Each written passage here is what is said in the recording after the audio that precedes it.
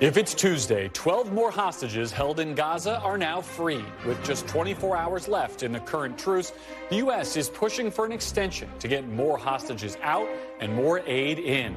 Plus, with Israeli forces preparing a renewed military assault, the White House is renewing its call for restraint, warning Israel it must develop a plan to protect Palestinian civilians.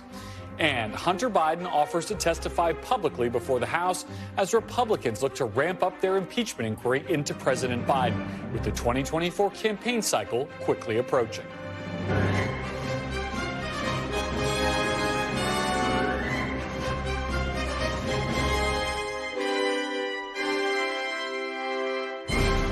Welcome to Meet the Press Now. I'm Garrett Hake reporting in Washington, where we're covering breaking news that 12 more hostages have just been released from Gaza. These newly released hostages, 10 Israelis and 2 Thais, according to the Prime Minister's office, are now back in Israel. In exchange, Israel released 30 Palestinian prisoners. The Israelis released today include a mother and her 17-year-old daughter, as well as several elderly women. There are no Americans among those released today. Since the ceasefire began on Friday, 81 hostages have now been freed. Based on estimates from Israeli officials earlier today, roughly 160 hostages remain. Today, the IDF released the names of 3 soldiers it said died in captivity in Gaza. Also today, we're seeing more emotional images of hostages reuniting with loved ones. The IDF shared this video of 12-year-old Itan Yahalomi embraced by his mother after his return last night. And Schneider Children's Hospital, which is caring for several of the released hostages, shared this scene as the Brodach children, aged 10, 8, and 4, saw their dog for the first time since their release on Sunday. Meanwhile, both Israel and Hamas are accusing each other of violating the ceasefire deal, with the Israeli military saying shots were fired at its troops and explosive devices detonated. But for now, the ceasefire is holding. And Qatar's foreign ministry says the truce continues so long as Hamas can free more hostages. There have been some minimal breaches, which have been noted by both parties, but they did not harm the essence of the agreement, and the agreement is still ongoing. The 4 days were used to increase the number of hostages that are identified by Hamas, and therefore we reached this number of 20. We are hopeful that in the next 48 hours we will be getting more information from Hamas regarding the rest of the hostages. This afternoon, the militant group Islamic Jihad said they have handed over a, quote, number of hostages as part of the exchange deal. That comes amid questions about how many hostages are being held inside Gaza by rival militant groups. Qatar previously told the Financial Times that there could be as many as 40 hostages not being held by Hamas itself. Meanwhile, a senior Biden administration official confirms to NBC News that CIA Director Bill Burns is in Doha for hostage talks, as Secretary of State Antony Blinken is expected to visit Israel and the West Bank this week to focus on hostages and the need for more aid to address the humanitarian crisis in Gaza. Joining me now is our reporter Aaron McLaughlin in Tel Aviv. So, Aaron, 12 more hostages released today. What more do we know about this latest group? And what do we know about the Palestinian prisoners who've been released? Well, we know the nationalities of the hostages released today, 10 Israelis and 2 Thai nationals. We know their ages ranging from 17 to 84. We know some of them were from the kibbutz near Oz, which is one of the hardest hit of the kibbutzim. A quarter of that kibbutz was either murdered or kidnapped on October 7th. We know some of their identities. You can see her there on the lower left-hand side of the screen, Ditza Heyman. She's 84 years old. The Family Forum releasing a little bio for her, saying Ditza is one of the founders of Kibbutz Ner Oz. She is the bond that connects her family and is known for her chicken soup and fruit cakes. Ditza is a family woman, a beloved and loving grandmother. Since her husband passed away, she lives alone and adopted a cat named Mia. Now, Hamas is claiming that this latest round of hostages was released alongside the Palestinian Islamic Jihad, another militant militant group. This is, we're hearing that the Bibas family, which includes 4 members of the family, including a 10-month-old baby and a 4-year-old, is still being held. But according to a spokesperson for the Israeli government, that family is believed to be held by a separate Palestinian militant group, which just sort of underscores the complexity of this going forward and how they're going to get all of these hostages out, Garrett. And, Aaron, the first U.S. military flight with humanitarian aid for Gaza arrived in Egypt today. What more do we know about the humanitarian situation in Gaza during the ceasefire? Unless there is some sort of extension.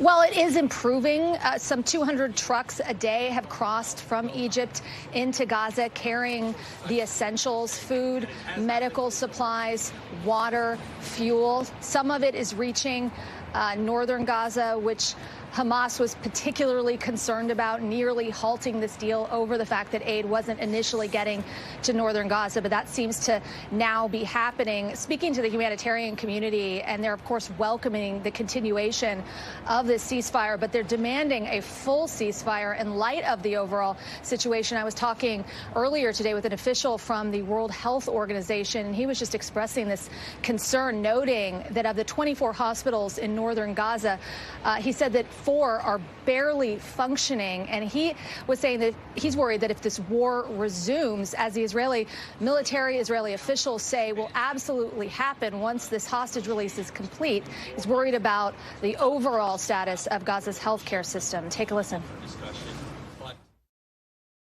Now, we are extremely concerned if the fighting would resume. We cannot afford, the health system cannot afford that any of those hospitals, which I'm discussing now, the 8 in the south and the few in the north, will get damaged or become non-functional. Then we are really facing an even increasing humanitarian catastrophe. Now, more than 1 million Palestinians have evacuated from the north into the south, making the healthcare situation in the south that much more complex. And he was telling me already they're seeing a rise in a number of diseases from diarrhea to lice. And, of course, the concern is that that situation will get worse unless they can get more aid in, set up more field hospitals, specifically in southern Gaza. Garrett. Something we'll be watching closely. Aaron McLaughlin, thank you for that reporting. And for more now on the efforts to secure the release of the remaining hostages, I'm joined by Laetitia Courtois, the permanent observer to the United Nations for the International Red Cross. And Laetitia, we saw 12 more hostages released today. What kind of condition have these hostages been in when your group's been able to receive them? Well, indeed, today we have facilitated the release of 12 more hostages, amounting to 81 since the beginning of this release operation has been agreed upon by the parties.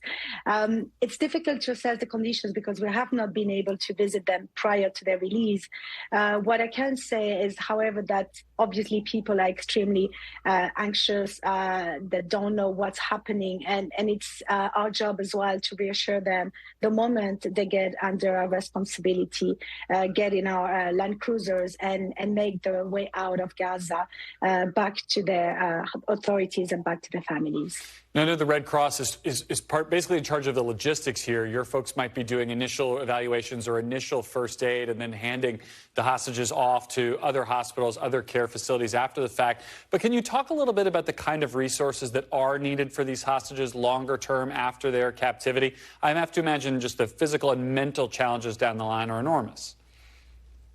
Well, indeed, the hostages will need to be taken care of very, very carefully. I mean, it's obviously a traumatic situation. They have experienced weeks of captivity, separated from their families as well. We have seen children being separated from their parents.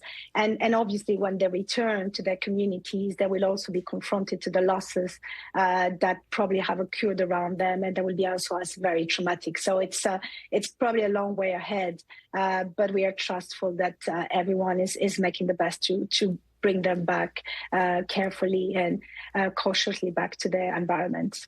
You mentioned the fact that you had not been able to examine these hostages prior to receiving them in these handover. That was supposed to be part of this deal, that the ICRC was supposed to get access to the hostages, start being able to make some of those visits that the Red Cross is known for. Do you have any expectation that that part of the deal will be fulfilled, and if so, what the timeline would be like? I mean, we've been pushing from the onset, from ever since people have been taken hostage, to first calling for the immediate release, but also to make sure that there can be some humanitarian visits, medical support can be brought to those that need it, and making sure that they also are into the most acceptable conditions. It's not happened yet, and we've been continuously pushing for it at every level, at every influential level that can also make this happen. And we really call for this to happen for those remaining hostages as well. So it is something that we want to see happening. When you say you're pushing for it, are you in direct contact with Hamas? So what about these other militant groups who may be holding hostages? Are you able to appeal to them directly to see and visit with these hostages? We are in contact with the Hamas. We've been in Gaza for many, many years now. We are known and we have engaged with the armed groups that are present there. As you mentioned, it's a very complicated situation. We don't know who has who, but at the same time, the communication is something that the communication channel is also on our end a key element to make sure that the parties will allow us to facilitate to visit them, because this is not just a matter of willingness from the ICRC to go and visit. It needs to be agreed upon and facilitated. We are dependent from the good willing of those parties to abide by those responsibilities. We haven't talked much about the transfer of the Palestinian prisoners, who are the other part of this arrangement here. What can you tell us about how that process has unfolded? Indeed, part of the deal that was agreed between the parties is to facilitate the release of Palestinian detainees back to the West Bank mostly. That always comes after the release of the Israeli hostages. As you can see, it happens very late and also complicated conditions. It's also very tense in the West Bank, and we've been able to facilitate as well the release of most of the Palestinians that have been agreed upon as well. And we hope more can also return, particularly children and women. All right, Laetitia Courtois, thank you. We have to leave it there. Appreciate your time and the important work that the Red Cross does all over the world. Coming up, we're digging deeper into what's next on the front lines of the Israel-Hamas war, with that fragile truce deal now set to expire tomorrow, and the White House ramping up pressure on Israel to limit civilian casualties. Plus, a big win in the race for campaign cash. Nikki Haley just scored the backing of a major big-dollar donor. We're live on the trail in battleground South Carolina ahead. You're watching Meet the Press now.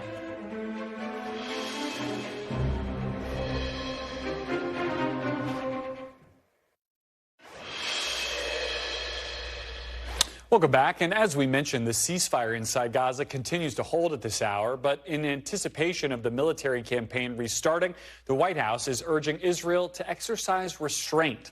Today, Israel's military chief said the IDF is prepared to continue fighting and has been using the temporary pause to strengthen its readiness for future operations.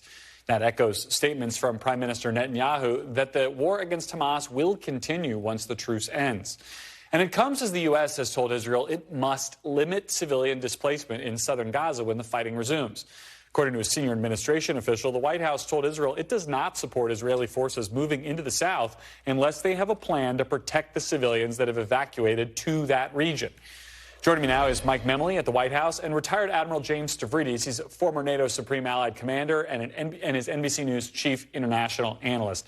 So, Mike, I'll start with you. Tell me a little bit more about this reporting, about what comes after the ceasefire.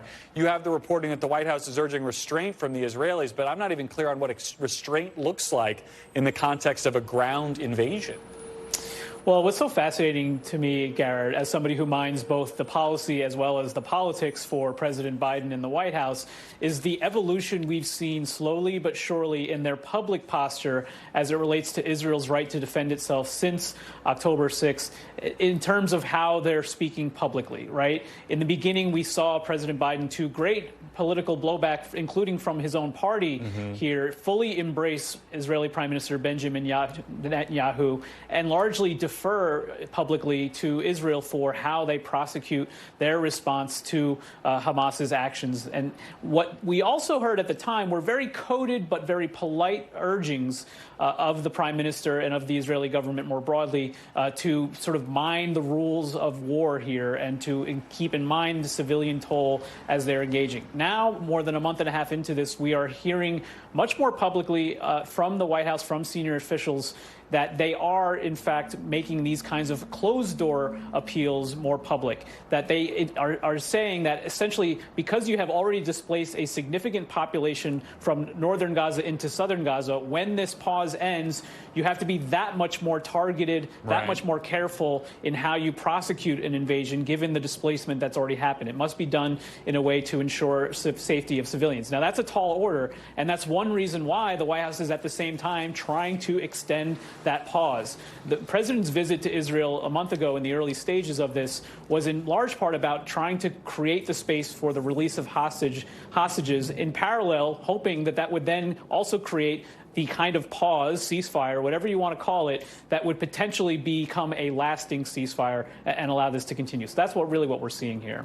All right. Admiral, talk to me a little bit about what this would look like on the ground then. You just heard from Mike, the White House wants the IDF to kind of tamp down its military operations. What does that look like here? Is that more of a special forces kind of operation on the ground and less large-scale bombing? I mean, what does restraint mean in this context? Well, I think the mistake people make is thinking about this like it's an on and off switch. In other words, your only choices are binary. You're either all-out warfare turning Gaza into Stalingrad, or it's a complete ceasefire and you only do diplomacy and humanitarian.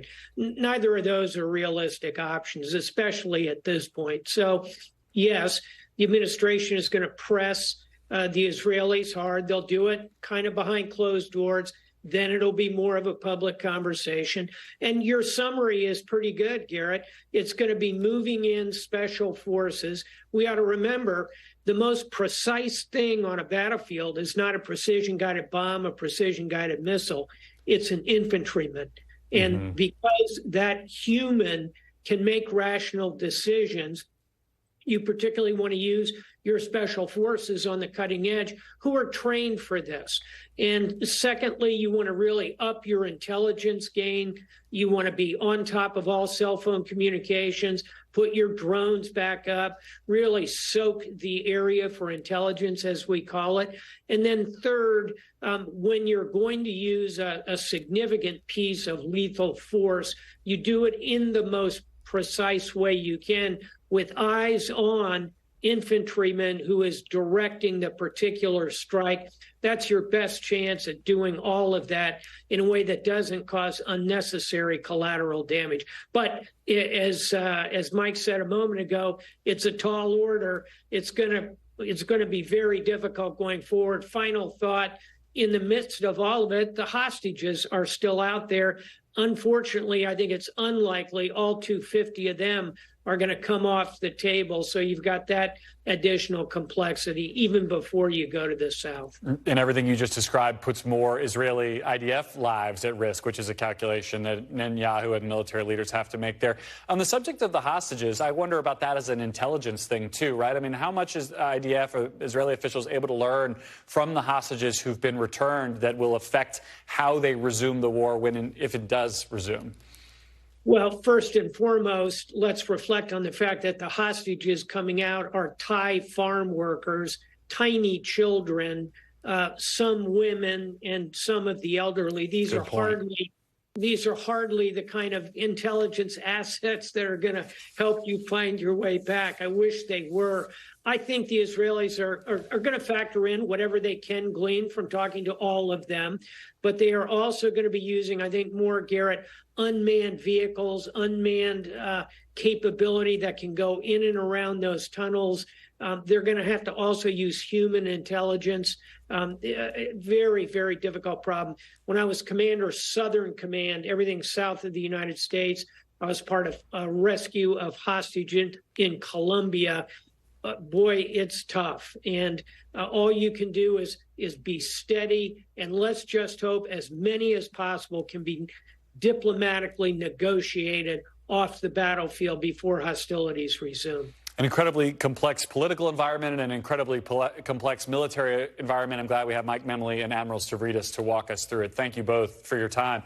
I want to turn back now to the ordeal of these hostages in Gaza and the ordeal of their families. And I'm joined now by Sharone Lifschitz, whose mother was released by Hamas last month, but her father is still being held hostage inside Gaza. Sharone, it's been over a month now since your mother was released. I guess my first question is, how is she doing? My mom is doing okay. She's fully engaged. Actually, I will say that the guy saying that these elderly ladies know very little, I think he's underestimating the kind of people they are. They're super toughy. They know a lot. They have agency. There are, they know what they're saying, and they are saying a lot about what has happened. Well, that's true. I mean, your mom talked about this spider web of tunnels in a press conference after she was released. I mean, she obviously has pretty significant memories of that experience. What else have you learned about her experience in captivity? We have learned a lot, and that is helping us both in terms of understanding the system underneath. And downtown Gaza, as it was described by the Hamas terrorist organization to them. But we are also learning from the new people who are coming. We are understanding how urgent it is to release all of them. And I think that Israel has one objective at this moment, and one objective only, and that is the release of all the hostages. I think that nobody should confuse the fact or introduce other objectives to the conversation until all hostages are released. How important do you think it is that this ceasefire continue as long as possible to that end? I think it's absolutely essential. They must continue. It must continue now. It's a very delicate moment. I know there's a lot of to and fro by two big by a terrorist organization, State of Israel, trying to big themselves up in front of each other. But I hope that is just a way of threatening each other in order to really then engage in the continuation of the ceasefire and the release of all the hostages. We, the families of the hostages, demand that of Israel. I think Israel has a moral duty towards its citizens to return them home after they were totally abandoned on the 7th of July, of October, at least in my kibbutz. Talk to me about one of those citizens, your dad, who's still a hostage. Have you been able to learn anything else about his condition? How does that work with the Israeli government? I mean, what kind of information and communication are you getting about the process of finding him and bringing him home? Look, we are very tight-knit communities, and my community, there is still, about 45 hostages after the 3 days of release in which kibbutz hostages from Nir Oz were released. So we talk to each other, and most of what I learn is from them. My family has learned this week from one of the returned hostages that she was with my father, that she did see him alive. This is the very first time I see.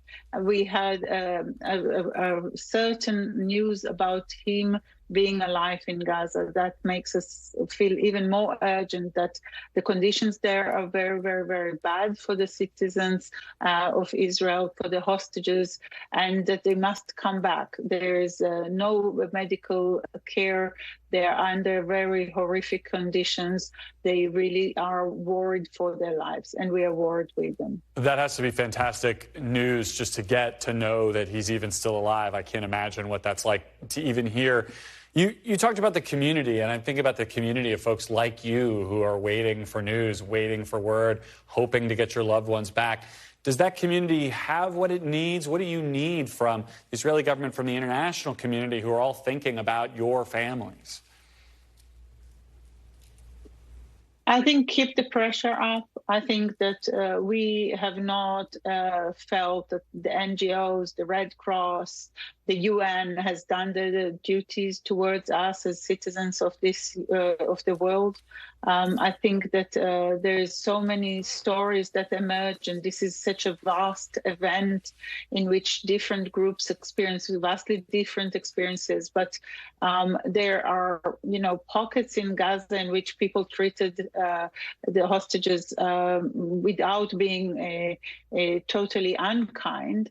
But if you look at the horrificness of the whole situation, these have to be kind of put to the front. But apart from that, we just have to work towards the release of all the hostages so that these communities that were uprooted, murdered, beheaded, etc., can start to find their feet back and come back to trying to rebuild it, and the region as a whole, of course. Sharone Lifschitz with the message, keep the pressure up to bring those hostages home. We will, and we'll be thinking about you and especially about your dad. Thank you for coming on. Thank you. Up next, Republicans on the House Oversight Committee are responding to Hunter Biden's offer to testify publicly as the GOP looks to escalate its impeachment inquiry into President Biden. You're watching Meet the Press Now.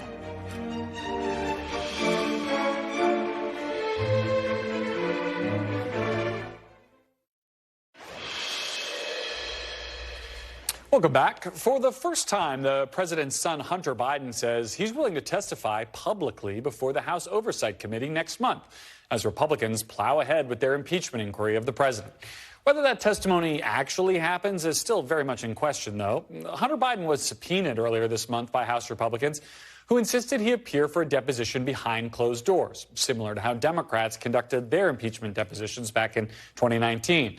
But in a letter to Oversight Committee Chair James Comer, Hunter Biden's attorney insisted that everything should be done out in the open.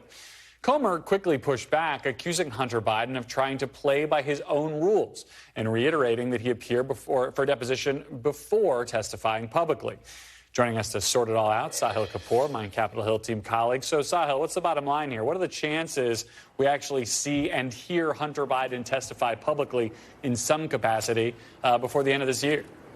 It's very much up in the air right now, Garrett. The two sides are at an impasse, and we have this response from the Oversight Chairman, James Comer, essentially rejecting Hunter Biden's request to do this publicly. Let's put up that statement that Comer released saying, quote, Hunter Biden is trying to play by his own rules. He said that won't stand with House Republicans. He goes on to say we expect full cooperation with our subpoena for a deposition on December 13th, and that Hunter Biden can testify publicly at a future date. Now, it's worth noting, Jamie Raskin, the ranking Democrat on that committee, said this shows that Republicans lack confidence in their own case, and that it amounts to a frank concession that they're not interested in the facts of this case. So either these two parties come up with some sort of arrangement here, or maybe House Republicans will try to escalate. One thing is very clear. Hunter Biden's team does not think Republicans are operating in good faith here. They expect them to try to twist and manipulate if this happens behind closed doors. Well, look, I mean, in 2019, the Democrats did all of those depositions behind closed doors, but they also were rushing to try to get them done in 2019 before the start of an election year. Completely different situation here, where House Republicans are moving ever so slowly. Let's talk about the other big Hill story, though, this expulsion effort on George Santos. Are we going to see a vote this week or what? We very well may. The Democratic Congressman Robert Garcia has teed up this expulsion resolution, and it is privileged, which means this could happen within the next few days. The big question is which way this goes. George Santos is undoubtedly in real trouble here, but an expulsion requires 2/3 of the House. That is 290 votes when the 435th member gets sworn in later today. Earlier this month, just 24 Republicans voted in favor of expulsion, but that was before this damning Ethics Committee report. It remains to be seen whether that number will go up to the minimum of roughly 80 or so House Republicans that are necessary if Democrats vote to expel him. Notably, House Republican leaders are staying quiet about this. None of the top 4 members have said how they're going to vote on this, and we also know that Tom Emmer, the whip, is not going to push members to vote one way or the other. The one thing George Santos does have going for him here, Garrett, is the narrow majority. His team is already starting to put whispers out there that, you have only 3 or 4 votes to spare, lose me, and you have one fewer vote to get these crucial appropriations and government funding bills through. That is his best case that he's going to try to make to members to stick around in the House. It's not looking great for him, but this one's not over until it's over. Yeah, and the Speaker's been pretty coy about it. Sahil, we got to leave it there. Thank you so much for your reporting. And Democratic Senator Michael Bennet is going to join us a little bit here to talk a little bit more about the Senate side of things, which we didn't have a chance to get to with Sahil. But first, an emotional farewell to Rosalynn Carter. Family, friends, and former colleagues paid their respects to the former First Lady today during a memorial service in Atlanta. Among those in attendance, her husband, 99-year-old former President Jimmy Carter, one of the few public appearances he's made since entering hospice more than 9 months ago. President Biden and Vice President Kamala Harris were also in attendance, as were former President Clinton and Hillary Clinton and every living former First Lady. And faithfully watching over all of it, the Carter's Secret Service detail. They are the longest protectees in the history of the Secret Service. And get this, officials with the agency say that agents on the detail today include the sons of former agents who'd been part of their protection. Rosalynn Carter died last weekend. She was 96 years old.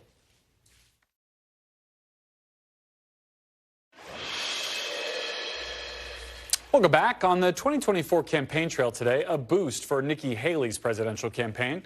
The former South Carolina governor nabbed an endorsement from a major conservative group, Americans for Prosperity Action, which is backed by megadonor Charles Koch. It's one of the few large Trump skeptic groups actually spending money this primary season, and their financial resources could be a major lifeline for the Haley campaign as it tries to tackle the Republican primary Goliath that has been Donald Trump. Americans for Prosperity made the endorsement, calling Haley the best Republican candidate to, quote, turn the page on the current political era, and putting out this new ad. Joe Biden and Donald Trump had their chance. They can't fix what's broken. America, with the right leaders, we've faced adversity and risen to victory. Now it's our time to turn the page and choose a new leader who will unite our party, our nation. That proven leader, Nikki Haley. NBC's Dasha Burns is in Charleston, South Carolina, following the Haley campaign. So, Dasha, the Haley campaign has struggled for the first part of this race to have enough money to really be aggressive on the airwaves. What does this infusion of support and cash potentially mean for that campaign? Well, look, Garrett, you know as well as I do, for the last couple of months, Haley and DeSantis have really been duking it out for that Trump alternative mantle. And this endorsement gives Haley a big win in that fight. It means not only money, but it means the operation. And it means that the sort of center of gravity of the anti-Trump universe is moving in the direction of Nikki Haley, which is a big deal, as right now that window of opportunity to create that one-on-one fight with Trump is starting to close, Garrett. The Haley campaign has put South Carolina up as the state where they expect to get that one-on-one opportunity. That's sort of like her Alamo state right now. You talk to a lot of voters in South Carolina who are at least considering her at this point. What are you picking up from voters? Yeah, I mean, her path to victory looks like this. She hopes to survive the January contests of Iowa and New Hampshire and get here to her backyard. The problem is her backyard is also really still Trump country. There are a lot of voters here that like her, that respect what she's done. But even those voters still tell us that they think that Trump is likely to carry the state. There is a lot of love for her, though, and it's a long time till the South Carolina primary, which is why this is still a huge part of her strategy. Take a listen to some of the conversations we had. Right now, I'm leaning more toward, I think, Nikki Haley, not because she was governor here, but I think she's got some experience to go in there, both running state and international, being a diplomat. Nikki Haley is your former governor. Mm-hmm. How do you feel about her? I think that she promised things that she didn't deliver. I think she was too eager to step up and did not deliver a lot of the things that she told her voters that she would do before she moved on to her next position. So where do you lean? I want the economy that we had when Trump was in office. Does that make you feel like you want to see him back? In some ways. I'm still uncertain on some things. So Judith, who you just heard from there, her husband, though, is a huge Trump supporter, largely because of the economy. And that's what we hear over and over again. And look, he does lead the state by 30 points. So even among a lot of Haley supporters, they say, you know, they're hoping for a miracle for her, but they think he's going to carry the state. And to the point where there's somebody that was walking across the parking lot and we asked, you know, who are you going to support? They didn't want to talk to the news media, but they just yelled at us saying, you should know. And the assumption there was, of course, former President Trump. And the numbers kind of run against the idea that in a head-to-head, Garrett, that Nikki Haley would fare better if the field simply consolidated. We were shared on a survey from MAGA Inc., which is, of course, a pro-Trump super PAC. But Tony Fabrizio, who's a longtime Trump pollster, his survey recently in South Carolina shows that if DeSantis drops out, if it is a head-to-head with Trump and Haley, his lead over Haley actually grows rather than shrinks, which actually does align with some of our own internal NBC News polling and other numbers that we've seen as well. So it is a steep uphill climb for her, though, of course, still a lot of time till the South Carolina primary. Yeah, I'm not a math guy, but that's not the way you want to be going. Dasha Burns, thank you for that reporting. And joining me now on our set is our panel today, Daniela Diaz, congressional reporter for Politico, Simone Sanders Townsend, former senior advisor to Vice President Harris and host of MSNBC's Simone, and Republican strategist Brad Todd. So, Daniela, let's talk about Nikki Haley, right? She's having a moment right now, but as Dasha just laid out, putting together the non-Trump vote just isn't enough right now.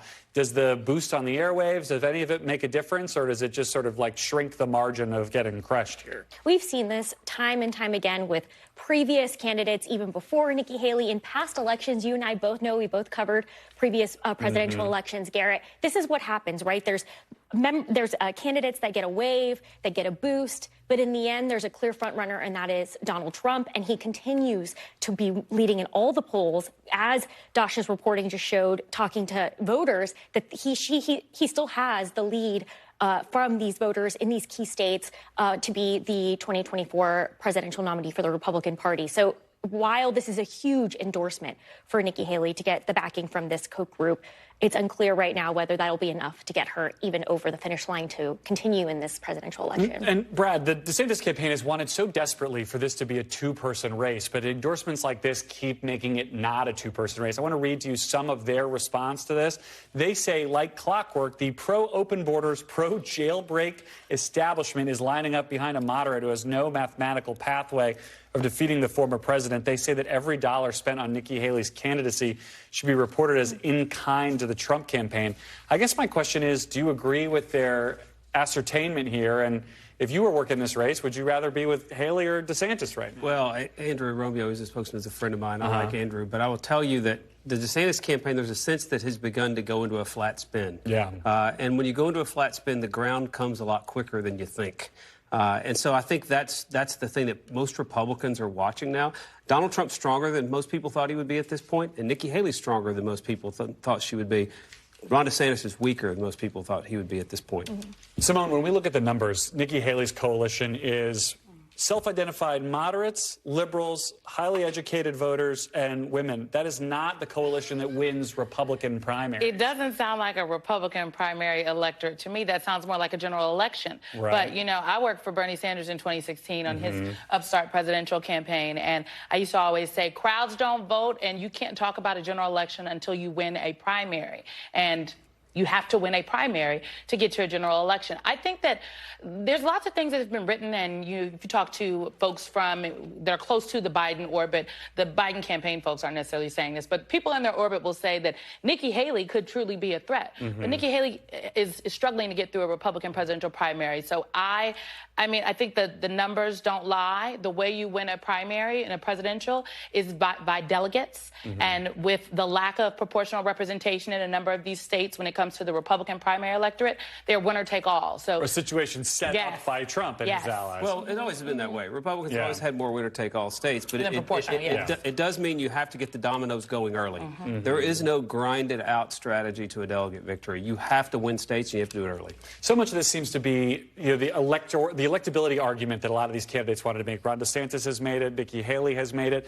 That depends on a Joe Biden who looks like he beats Donald Trump. And right now, Daniela, Joe Biden and a lot of the math struggles to beat Donald Trump. Yeah, and it's unclear right now. I mean, we have to remember, it's still pretty early. We haven't even gone to an Iowa caucus. Right. Lots of things change during the Iowa caucus. We all know that. And sometimes Iowa caucus doesn't even matter, as we've also learned. As we experienced in 2020. As we've also learned, exactly. So really, right now, it's pretty early to say what could happen. Of course, the age question is not helping Joe Biden. We all know that at this table. That'll continue to be raised again and again. But right now, it's still very early to say where this could land. But the counter-argument to how much things change is how much things have stayed the same. Our political unit has crunched the numbers, and the candidates who have been most aggressive out on the trail, who've done the most events, are Vivek Ramaswamy, Doug Burgum, Ron DeSantis to a certain degree. You see the numbers there up on the screen. The folks who are doing less are sitting near the top, and the sort of extraneous events like the court cases have not moved the needle. Is it getting early late in places like Iowa, or getting late early, I should say? Familiarity may not be Ramaswamy's friend, by the way. Well, or Ron DeSantis for that. The more events, well, maybe so. Maybe the more events that the two of them do, the less they wear. I mean, one thing I think is not given enough credit is the Iowa caucus voter is a pretty good voter for vetting candidates. They can spot a fake, and they can spot when you're saying something you don't believe. They put a lot into it. They come out and see the candidates in person. They get extended conversations. So these things do tend to sort. And I think Nikki Haley's done a good job on the trail. Ron DeSantis has underperformed on the trail. Donald Trump hasn't been on the trail, but they know him well. But so Iowa voters also haven't picked a GOP primary winner in a long time. They always get you to the finals. If you win Iowa, you're one of the last two, no matter what. That's true. You get a seat on the plane. You get a seat in the next state. Simone, I want to talk about the Democratic race a little bit. There is another guy running against Joe Biden, Dean Phillips, who put out an ad that doesn't include the name Dean Phillips. Look at this. 2024 is different. Trump is winning. It's time to pass the torch. I am the Democratic candidate who can win. It is time for the torch to be passed to a new generation of American leaders. So this is Dean Phillips's PAC. It's not his campaign. The pass the torch message. Do we have any sense of if anyone is listening to this message, or at least anybody in the sort of Democratic establishment who might agree with the idea that it is time to move on? I think that people are, again, if you look at the polling, and frankly, if you just talk to Democratic voters out there, they say, oh, I wish there was another option, right? But I have not seen any evidence that Dean Phillips is the answer to the question of the other option. I know a number of the people working with Dean Phillips, Jeff Weaver, my former campaign manager when I worked for Senator Sanders in 2016, is working with him. But I will just say, I'll go back to my argument that I made about Bernie Sanders. You cannot win a general election as a Democrat without having first won a primary by winning, and you do that by winning black voters. And Dean Phillips has not indicated that he is able to win a large swath of votes of black voters, let alone what does his ballot access program look like? Is he even on the ballot? He's not even attempting to really talk to black voters. He's basically running a message that seems aimed at the White House. It seems aimed at convincing Joe Biden, perhaps, that this is not the thing to do. But it doesn't seem like we're going to have a kind of Bobby Kennedy, Lyndon Johnson moment here where Biden gets out of the race. The only career he seems to be ending right now is his own in Congress. I'm curious what you hear from other congressional Democrats about what we're seeing from Dean Phillips right now. Garrett, I hear a lot. There's a lot of anger. Actually, they're going to replace Dean Phillips in his former leadership position that he had in House Democratic caucus tomorrow. They said, bye-bye, we're moving on. He decided he's not running for re-election. That's a sign. When your own colleagues that you've worked with for 2 terms aren't getting behind your presidential bid and are upset that you're moving forward with your own presidential bid, that's a sign that you probably shouldn't be doing this. And that's what we're hearing from his own colleagues repeatedly. The smoke-filled rooms don't really necessarily exist in Washington, but when you start coming after the sitting president, you might get a little smoke. Brad, I'll give you the last word. Insurgents don't do well in Washington, ever. And Dean Phillips reminds me a little bit of Pat Buchanan, who the President George H.W. Bush's team blew off in 19 1992. It caused him a huge problem. But he dealt him a fatal blow. And that's the question, is will Dean Phillips master enough traction to do that? Black women are not voting for Dean Phillips. Yes, we will put bookmarks in both of those thoughts and return to them at a later date. All right, Daniela, Simone, and Brad, thank you all for coming in.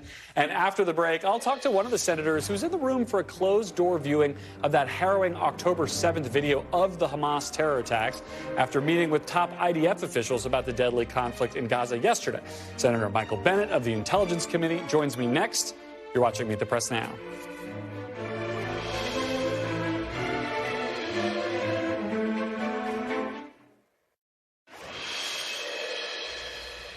Welcome back. Lawmakers on Capitol Hill are trying to put together a deal before the end of the year that includes aid to Israel and Ukraine, and also border security and immigration changes. However, lawmakers remain split over exactly what that deal would look like and if all these issues should be bundled together at all, as Republicans push for stricter border security measures than the ones that Democrats propose or may be willing to accept. I'm joined now by one of the lawmakers working to secure this deal, Democratic Senator from Colorado, Michael Bennet. So, Senator, you've been part of this group. You worked off and on through the Thanksgiving break on foreign aid and on these border policies. Take us inside the room a little bit. What are the status of these talks right now? I think that we're keeping embers alive, and that at the end of the day, at the end of this process, we will be able to reach an agreement. I don't know what that's going to look like, that will enable us to fulfill our responsibility to the brave people in Ukraine who have fulfilled their responsibility, not just to themselves, but to democracy itself. Senator, nothing evokes hope for progress like the phrase keeping embers alive. I mean, you guys set a deadline for yourselves for this week to get this done. How do you fan the flames here a little bit? Well, that is the deadline, because the Ukrainians are running out of bullets. They need to have the security of knowing that we're going to be there with this additional money. You know, I believe that the Ukrainian aid should be funded without are getting to a deal on the border. I think that the case has been made.